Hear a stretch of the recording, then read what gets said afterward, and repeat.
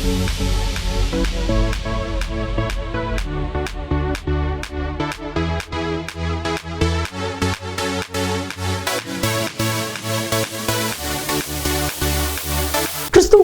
பிரியமான தெய்வ பிள்ளைகளை வெளிப்படுத்தின விசேஷம் பரலோகத்தின் சில காட்சிகள், கர்த்தராகிய இயேசு கிறிஸ்துவனுடைய வருகை, பூமியின் ராஜ்யங்களுடைய வரலாற்றினுடைய முடிவுகள், இவைகளை வெளிப்படுத்துவது தான் வெளிப்படுத்தின விசேஷம். இதனுடைய ஆசிரியர் அப்போஸ்தலனாகிய யோவான் பத்மத்துவில் சிறை கைதியாக இருக்கும் பொழுது கிரேக்க மொழியிலே எழுதப்பட்டது.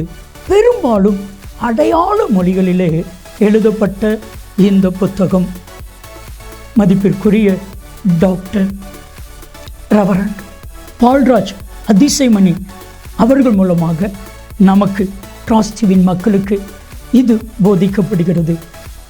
தெய்வ மனிதர், தெய்வனால் பரிசுத்த ஆவியானவரால் வல்லமையாய் பயன்படுத்தப்படுகிற இவர்கள் கருக்கலான சத்தியங்களையும் ஆழமான உண்மைகளையும் மறைவான மறைப்பொருட்களையும் வெளிப்படுத்தி நமக்கு சொல்லி புரியக்கூடிய நல்ல தெய்வ மனிதர். தொடர்ந்து பாருங்கள். கர்த்தர் அன்பு பால்ராஜ் அவர்களை வல்லமையாய் பயன்படுத்தி வருகிறார். இந்த வெளிப்படுத்தின விசேஷம் உங்களுக்கு மிகுந்த பிரயோஜனமாக இருக்கும். கர்த்தர் உங்களை ஆசீர்வதிப்பா. ஆண்டவருடைய பிரசன்னத்தில் மீண்டுமாக உங்களை காணும் பொழுது மகிழ்கிறேன். இந்நாளிலும் உங்கள் மத்தியில் வந்து உறவு கொள்ளவும், ஆண்டவருடைய வசனத்தை பகிர்ந்து கொள்ளவும் தருணம் கொடுத்த ஆண்டவரை துதிப்பதோடு எனக்கு வாய்ப்பளித்த உங்கள் அனைவருக்கும் என்னுடைய நன்றியை நான் தெரிவித்துக் கொள்கிறேன். கடந்த தடவை நாம் சந்தித்த பொழுது சாத்தானை பற்றிய சில காரியங்களை நாம் பார்த்தோம். இன்றைக்கு இன்னொரு செய்தி அவனை பற்றியே. சாத்தானை கர்த்தர் ஏன் மன்னிக்கவில்லை? எல்லாரையும் படைத்தது போல சாத்தானையும் ஆண்டவர் தானே படைத்தார். லூசிஃபரை ஆண்டவர் படைத்தார். அவன் சாத்தானாக மாறினான். பாவம் செய்ததினாலே, பெருமை அவனுக்குள் உண்டானதினாலே, அழகின் பேரிலும் ஆஸ்தியின் பேரிலும் தன் செல்வத்தின் பேரிலும் அவனுக்கு பெரிய கர்வம் உண்டாகினதினாலே, இருமாப்பு ஏற்பட்டதினாலே அவன் விழத்தள்ளப்பட்டான், சாத்தானாக மாறினான் என்று சொல்லி வேதம் நமக்கு கற்றுக் கொடுக்கிறது. கடந்த நாளிலே நாம் சிந்தித்த பொழுது அவன் படைக்கப்பட்டவன் என்றும், பெருமை பிடித்தவன் என்றும், பரலோகத்திலிருந்து தள்ளப்பட்டவன் என்றும், படைபலத்தோடு வாழ்ந்தவன் என்றும், பாதாளத்தில் விழுகிறவன் என்றும் நாம் பார்த்தோம். இன்றைய நாளிலே தொடர்பாக அந்த செய்தி குறித்து நாம் பார்க்க இருக்கிறோம். ஏற்கனவே நாம் கற்ற செய்தியை மீண்டுமாக நினைவுபடுத்த வேண்டும் என்றால், ஏசாயா 14ஆம் அதிகாரத்தையும் எசேக்கியேல் 28ஆம் அதிகாரத்தையும் பாருங்கள். கூடுதலாக அவனை பற்றிய குறிப்புகளை நாம் கண்டு கொள்ளலாம். கர்த்தர் சாத்தானை ஏன் மன்னிக்கவில்லை? எல்லாரையும் மன்னிக்கிறாரே. மன்னிப்பு கேட்கிறவர்களை, மன்னிப்பு கேட்காதவர்களை, மன்னிப்பு கேட்க விரும்பாதவர்களை தெய்வம் மன்னிக்கிறாரே. அப்படி இருக்கும் பொழுது சாத்தானை ஆண்டவர் படைத்தாரே, லூசிஃபராக படைத்தார். அவன் பாவம் செய்ததினாலே சாத்தானாக மாறினான், பூமிக்கு தள்ளப்பட்டான் என்று சொல்லி வேதத்தில் வாசிக்கிறோம். ஆனால் மன்னிக்கும் ஆண்டவர் அவனை மன்னித்திருக்கலாமே. அதற்குரிய அந்த கேள்விக்குரிய பதிலை இன்றைய நாளிலே நாம் கற்றுக்கொள்ளப் போகிறோம். ஆண்டவர் கேட்காமலேயே மன்னிக்கக்கூடியவர். சிலுவையில் ஆண்டவர் தொங்குகிறார். பிதாவே, இவர்களுக்கு மன்னியும், தாங்கள் செய்கிறது என்னதென்று அறியாதிருக்கிறார்களே என்று சொல்லி எல்லாருக்குமே மன்னிப்பை வழங்குகிறார். யாராவது மன்னிப்பு கேட்டாங்களா? யாராவது மன்னிப்பு கேட்க விரும்பினாங்களா? இல்லையே. மன்னிப்பு கேளாதவர்களையும் மன்னிப்பு கேட்க விரும்பாதவர்களையும் கர்த்தர் மன்னித்தார் என்று சொல்லி வேதத்தில் வாசிக்கிறோம். 10 குஷ்டரோகிகள், 10 பேருக்கு ஆண்டவர் சுகம் கொடுத்தார். ஒருவன் மட்டும் நன்றியோடு திரும்பி வந்தான். அவன் ஒரு சமாரியன் விரோதி. யூதர்கள் சமாரியருடனே சம்பந்தம் கலவாதவர்கள். அவனுக்கு மட்டும் மன்னிப்பு ஆண்டவர் வழங்கினார் என்று சொல்லி வேதம் கற்றுக் கொடுக்கிறது. ஆண்டவரே, என் பாவத்தை மன்னியும், என்னை ரட்சியும் அப்படின்னு அவன் கேட்டானா? இல்லவே இல்லையே. உன் விசுவாசம் உன்னை ரட்சித்தது என்று சொல்லி ஆண்டவர் அவனை சந்தோஷத்தோடு அனுப்பி வைத்தாரே. மகளே, திடன்கொள், உன் பாவங்கள் உனக்கு மன்னிக்கப்பட்டது. மன்னிப்பு கேட்டாளாவா? இல்லையே. மன்னிப்பு கேட்காதவர்களை, மன்னிப்பு கேட்க விரும்பாதவர்களை கர்த்தர் மன்னிக்கிறார் என்று சொல்லி வேதத்தில் இருந்து நாம் விளங்கிக் கொள்கிறோம். ஆமாம், மன்னிப்பு கேட்காதவங்களே ஆண்டவர் மன்னிக்கிறாரே. அப்போ நீங்கள் ஆண்டவரே என் பாவத்தை மன்னியும் என்று உங்களுடைய பாவங்களை கர்த்தரிடத்தில் அறிக்கையிட்டு மன்னிப்பு கேட்டால் மன்னிப்பாரா, மன்னிக்க மாட்டாரா? நிச்சயமாக மன்னிப்பார். இது பாவ மன்னிப்பின் நிச்சயம். ஆண்டவர் நம்முடைய பாவங்களை மன்னிக்கிறார். நம்முடைய பாவங்களுக்காக அவர் மரித்தார் என்றால் மன்னிக்கிறார் என்ற அர்த்தம். அவர் மன்னித்தது நிச்சயம், நம்மை மன்னித்தது நிச்சயம். என்ன, நம் பாவத்திலிருந்து மனம் திரும்ப வேண்டும். அவர் கொடுத்த மன்னிப்பை விசுவாசத்தோட வாழ்க்கையிலே பெற்றுக்கொள்ள வேண்டும். அவ்வளவுதான் ஆண்டவர் கொடுத்த மன்னிப்பு, அது மன்னிப்பின் நிச்சயம். ஆனால் அதற்கு ஒரு நிபந்தனை உண்டே. அந்த மன்னிப்பை வாங்குகிறவர்களுக்கு நிபந்தனை உண்டே. நிபந்தனையோடு மன்னிப்பு. 2 கள்ளர்கள், ஒருவன் மன்னிக்கப்பட்டான், காரணம் மனம் திரும்பினான், அவரை விசுவாசித்தான், தாழ்மையோடு ஜெபித்தான், அவனுக்கு மன்னிப்பு கிடைத்தது. அடுத்தவனுக்கு, அடுத்த கள்ளனுக்கு, மனம் திரும்பாதவனுக்கு மன்னிப்பு கிடைக்கவில்லையே. இத்தனைக்கும் ரட்சிக்கப்பட அவன் ஆசைப்பட்டான். ஆண்டவரிடத்தில் கேட்டானே, நீ கிறிஸ்துவானால் உன்னையும் எங்களையும் ரட்சித்துக்கொள். நீ ரட்சிக்கப்படணும், நான் ரட்சிக்கப்படணும், இவனும் ரட்சிக்கப்படணும். ரட்சிக்கப்பட ஆசைப்பட்டானே, கேட்டானே. அந்த ஆள் பக்கம் ஆண்டவர் எட்டியே பார்க்கவில்லையே. ஏனென்றால் அவன் மனம் திரும்பாதவன். மனம் திரும்பாதவர்களுக்கு மன்னிப்பு இல்லை. பாவத்திலிருந்து மனம் திரும்ப வேண்டும். அந்த மனம் திரும்புதலின் நிச்சயம், அந்த மனம் திரும்புதலின் நிபந்தனை நம்முடைய வாழ்க்கையிலே கையாளப்பட வேண்டும். முதலாவதாக மன்னிப்பு நிச்சயம். மன்னிப்பு கேளாதவர்களையே ஆண்டவர் மன்னிக்கிறார். 2வதாக நிபந்தனை மனம் திரும்புதல். 3வதாக நியதி. ஆண்டவர் மன்னித்தது போல அடுத்தவர்களை நாம் மன்னிக்க வேண்டும். மன்னிப்பு கேட்டாலும் சரி, மன்னிப்பு கேட்க விரும்பாவிட்டாலும் சரி, மன்னிக்க வேண்டும். கிறிஸ்து உங்களுக்கு மன்னித்தது போல ஒருவருக்கொருவர் மன்னியுங்கள். கொலோசியர் 3:12 முதல். கிறிஸ்து உங்களுக்கு மன்னித்தது போல மன்னிப்பு கேளாதவர்களை ஆண்டவர் மன்னித்தார். மன்னிப்பு கேட்க விரும்பாதவர்களை ஆண்டவர் மன்னித்தார். கிறிஸ்து உங்களுக்கு மன்னித்தது போல ஒருவருக்கொருவர் மன்னியுங்கள். அப்படின்னா என்ன பொருள்? மன்னிப்பு கேளாதவர்களும் மன்னிங்க, மன்னிப்பு கேட்க விரும்பாதவர்களும் மன்னிங்க. அப்போ கிறிஸ்து உங்களுக்கு மன்னித்தது போல மன்னிப்பதாகும். இயேசு கிறிஸ்து என்னுடைய கடந்த கால பாவங்களை மன்னித்தார், நிகழ்கால பாவங்களை மன்னித்தார், என்னுடைய வருங்கால பாவங்களையும் ஆண்டவர் மன்னித்தார். எல்லா காலத்திலும் உள்ள பாவங்களை ஆண்டவர் மன்னித்தார். நான் என்ன செய்ய வேண்டும்? மக்கள் எனக்கு விரோதமாக சதித்திட்டம் செய்தார்களே, எனக்கு விரோதமாக பல துர்க்கிரியைகளிலே ஈடுபட்டார்களே கடந்த காலத்திலே, அதை மன்னிக்க வேண்டும். இப்பொழுது எனக்கு விரோதமாக சில சதித்திட்டங்கள் போட்டுக்கொண்டிருக்கிறார்களே, அதையும் மன்னிக்க வேண்டும். ஒருவேளை 10 வருஷம் 20 வருஷம் கழித்து எனக்கு விரோதமாக எழும்புவார்களோ, அதை இன்றைக்கே மன்னித்து விட வேண்டும். அதுதான் கிறிஸ்து உங்களுக்கு மன்னித்தது போல மன்னிப்பதாகும். இதெல்லாம் சாத்தியமாயா? கிறிஸ்து கடவுள், அவர் மன்னிச்சிருவாரியா? நம்மளால எப்படி முடியும்? நம்ம நாசியில சுவாசமுள்ள மனிதர்கள் தானே. கஷ்டம் ஐயா, முடியாது ஐயா. முடியும் என்று சொல்லுகிறான் பழைய ஏற்பாட்டிலே ஒருத்தன், முடியும் என்று சொல்லுகிறான் புதிய ஏற்பாட்டிலே ஒருத்தன். யாரவங்க? பழைய ஏற்பாட்டிலே யோசேப்பு, அவனுடைய சகோதரர்கள் அவனை கொலை செய்ய தனித்தார்கள், குழியிலே தள்ளினார்கள், 20 காசுக்கு விற்றார்கள், எகிப்திற்கு நாடு கடத்தினார்கள். நாட்கள் நகர்ந்தன, மாதங்கள் மறைந்தன, வருடங்கள் உருண்டன. சாக்குகளை தூக்கி கொண்டு தானியத்திற்காக சகோதரர்கள் வருகிறார்கள். கண்டுபிடித்து விட்டான், சொக்காரர்கள் வந்து விட்டார்கள். அவர்களால் கண்டுபிடிக்க முடியவில்லை. ஏனென்றால் வித்தியாசமான ஒரு அவுட்ஃபிட், வித்தியாசமான ஒரு யூனிஃபார்ம்லே, வித்தியாசமான ஒரு தோற்றத்திலே யோசேப்பு நிற்கிறான். எகிப்தின் ராஜாவுக்கு அடுத்த அதிபதியா ஜெயிப்பான். அவர்களால் கண்டுபிடிக்க முடியவே இல்லை. கடைசியிலே யோசேப்பு சொல்லுகிறார், நீங்கள் என்னை விற்று போட்டதற்காக விசாரப்பட வேண்டாம், உங்களுக்கெல்லாம் ஜீவ ரட்சணை உண்டு பண்ணும்படி தேவன் என்னை முன்னதியாக எகிப்திற்கு அனுப்பி இருக்கிறார், அவ்வளவுதான் அப்படின்னு சொல்றான். அன்பு திரளான பாவங்களை மூடும். வம்பு ஒரு சிறு குறை இருந்தாலும் வீடு வீடா, வீதி வீதியா, எஸ்எம்எஸ்ஸா, வாட்ஸ்அப்பா திறந்து கொண்டே இருக்கும். செய்தியை கேட்டுக்கொண்டிருக்கிறீர்களே, உங்களுடைய இருதயத்தில் பொங்கி வழிவது ஆண்டவருடைய அன்பா அல்லது அலகையின் வம்பா? ஆவியின் கனியோ அன்பு என்று வேதம் சொல்லுகிறது. நான் பரிசுத்த ஆவியானவரால் நிரப்பப்பட்டிருக்கிறேன் என்று சொல்லுகிறீர்களே, ஆண்டவருடைய அன்பினாலே நிரப்பப்பட்டிருக்கிறீர்களா? ஆண்டவரை உண்மையிலே நேசிக்கிறீர்களா?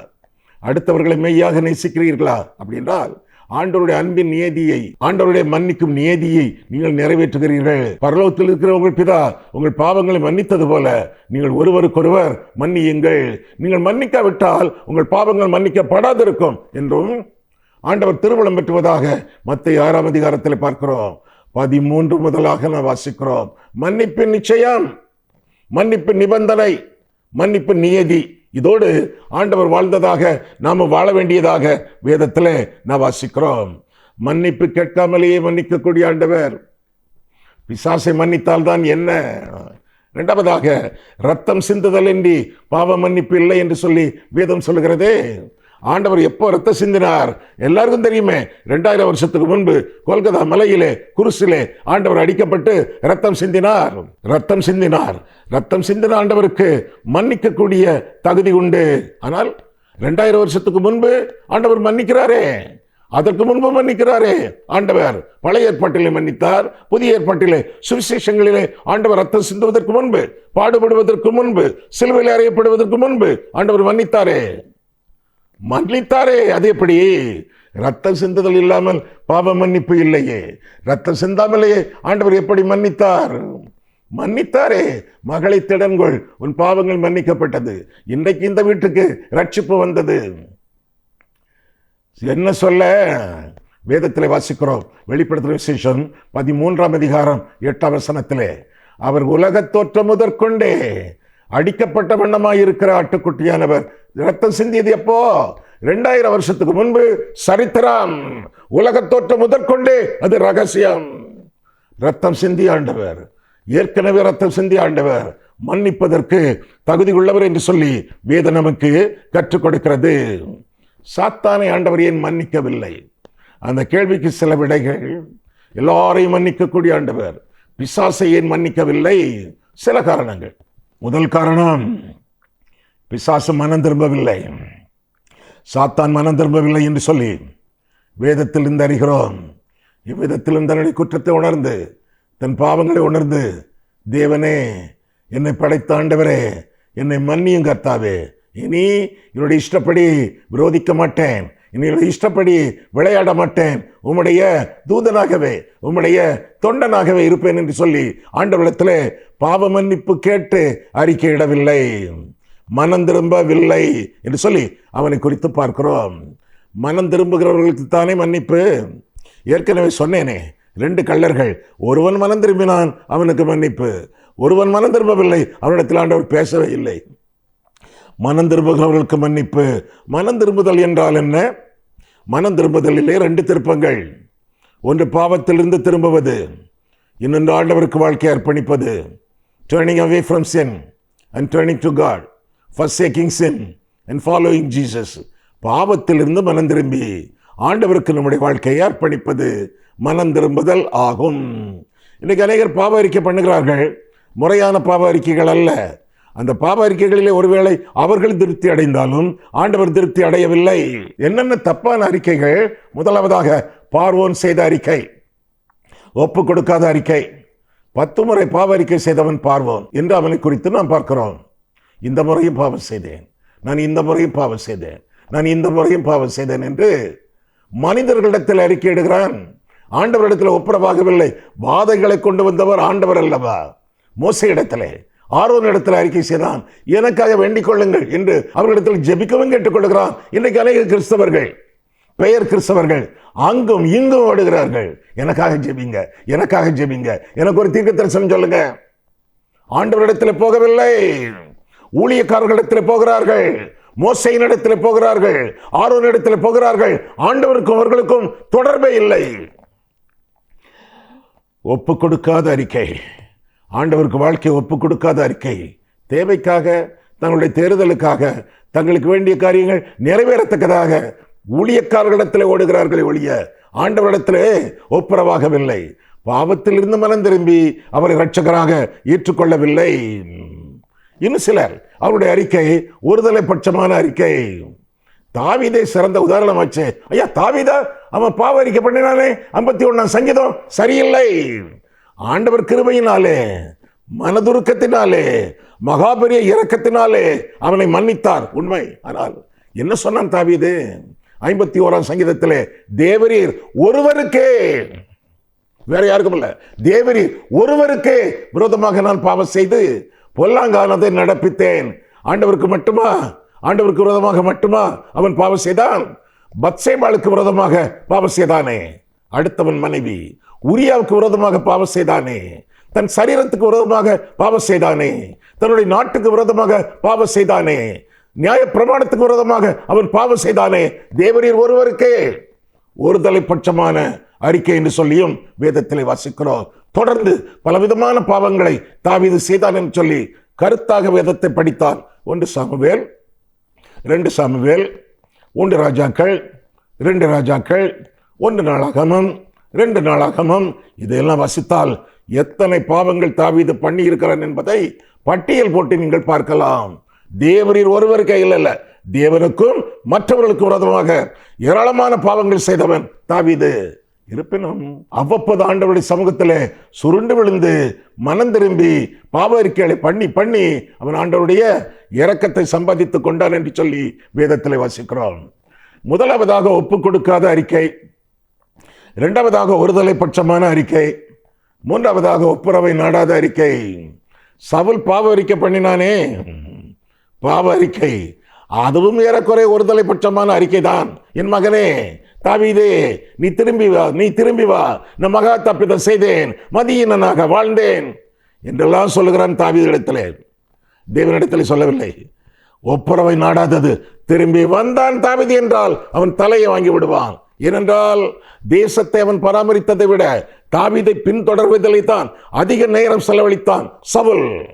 பாவங்கள் மன்னிக்கப்படவில்லை.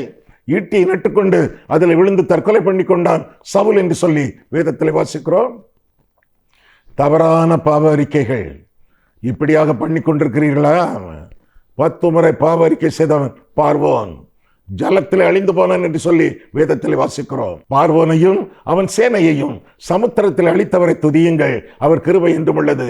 136 சங்கீதம் 15 வசனம். ஒப்பு கொடுக்காத அறிக்கை, 2வதாக ஒருதலை பட்சமான அறிக்கை, 3வதாக ஒப்புரவை நாடாத அறிக்கை. இதெல்லாம் என்ன அறிக்கைகள்?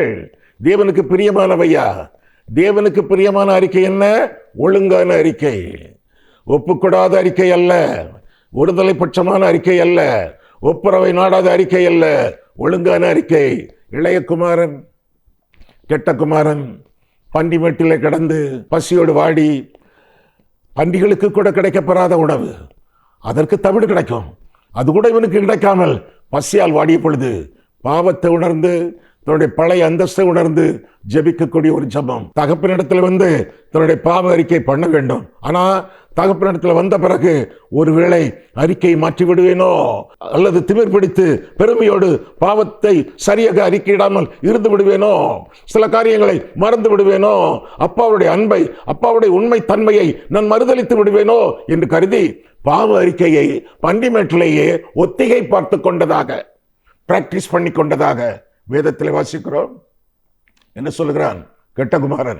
நான் எழுந்து என் தகப்பனிடத்தில் போய், தகப்பனே, பரத்துக்கு விரோதமாகவும் உமக்கு முன்பாகவும் பாவம் செய்தேன், உம்முடைய குமாரன் என்று அழைக்கப்படுவதற்கு நான் இனி பாத்திரவான் அல்ல, உம்முடைய கூலிக்காரர்களிலே ஒருவனாக என்னை ஏற்றுக்கொள்ளும் என்பேன் என்றான். அல்ல, என்பேன். ஒரு தடவை பிராக்டிஸ் பண்ணிக்கொண்டு அதை எப்படியே மனதில் வைத்துக் கொண்டு ஒருவேளை திரும்ப திரும்ப சொல்லிக்கொண்டு தகப்பனாரை பார்க்க வருகிறான். இருக்கிற வண்ணமாக வருகிறான். இருக்கிற வண்ணமாக வந்து தகப்பனிடத்தில் சேர்ந்து அவன் என்ன சொன்னானோ பண்டிமேட்டிலே அப்படியே தகப்பனிடத்தில் சொல்லுவதாக பார்க்கிறோம். தகப்பனே, பரத்துக்கு விரோதமாகவும், பரம்னா தெய்வம், பரலோகம், பரத்துக்கு விரோதமாகவும் 2 உமக்கு முன்பாகவும் தேவனுக்கு முன்பாகவும் மனுஷருக்கு முன்பாகவும் அவன் பாவ அறிக்கை பண்ணுவதாக நாம் பார்க்கிறோம்.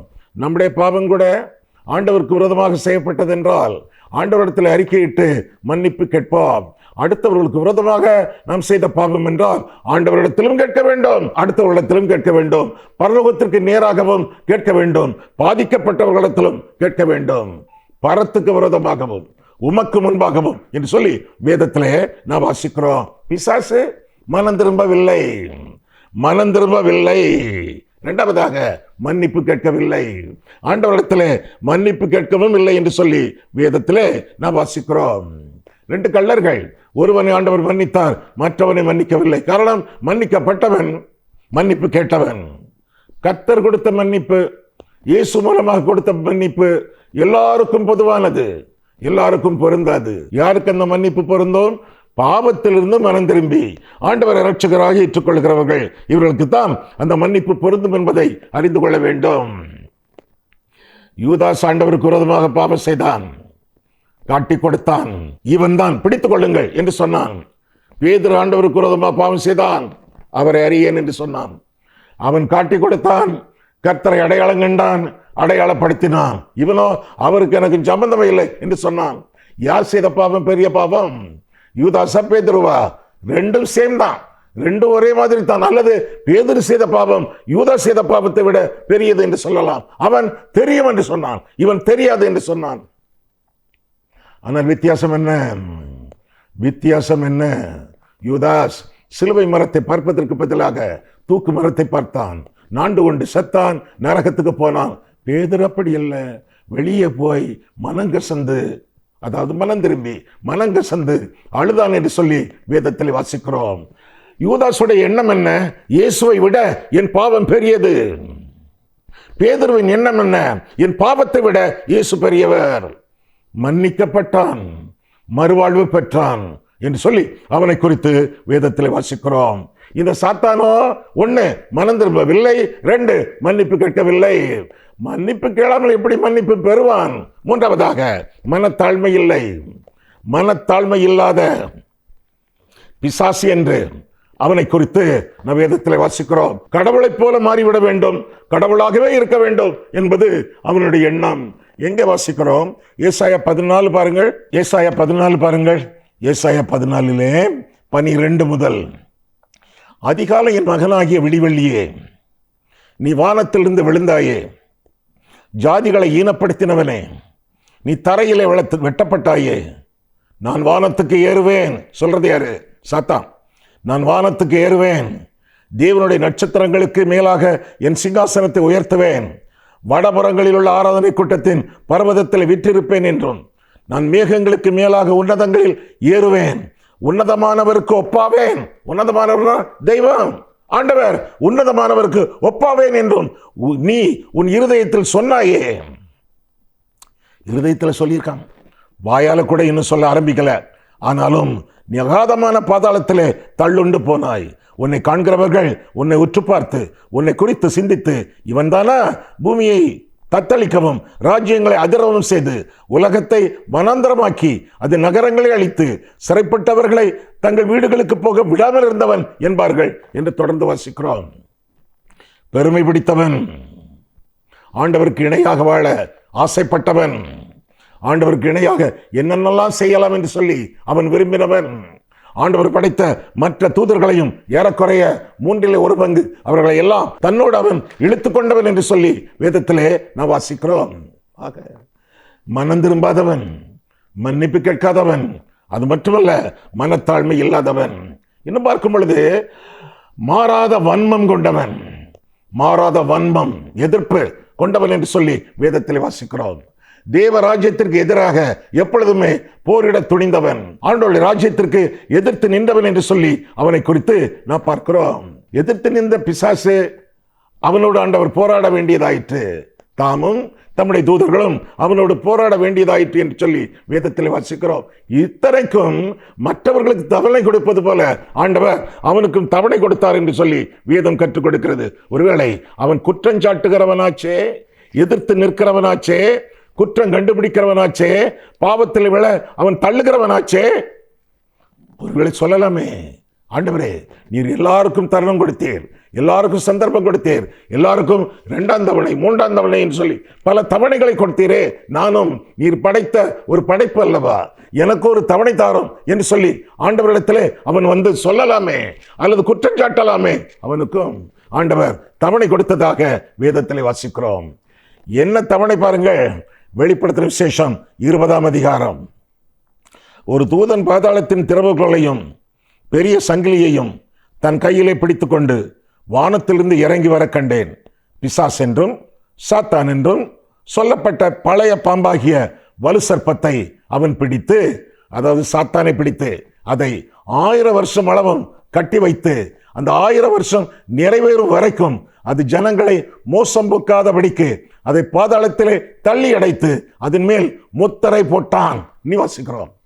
பாதாளத்தில் தள்ளப்பட்டு முத்திரை போடப்பட்டவன் ஆண்டவர் கிருபையாக தவணை கொடுப்பதாக பார்க்கிறோம். அடுத்த வசனம் 3. அதற்கு பின்பு அது எது? சாத்தான். அது கொஞ்ச காலம் விடுதலையாக வேண்டும். 7 வசனம். அந்த 1000 வருஷம் முடியும் போது சாத்தான் தன் காவலில் இருந்து விடுதலையாகி என்று சொல்லி வாசிக்கிறோம். விடுதலை ஆண்டவர் கொடுக்கிறாரே, அவனுக்கு இன்னொரு தருணம் ஆண்டவர் கொடுப்பதாக வேதத்தில் வாசிக்கிறோமே. நன்றி இருந்ததா? அவனுக்கு நன்றி இருந்ததா? இல்லவே இல்லையே. நன்றி இல்லை.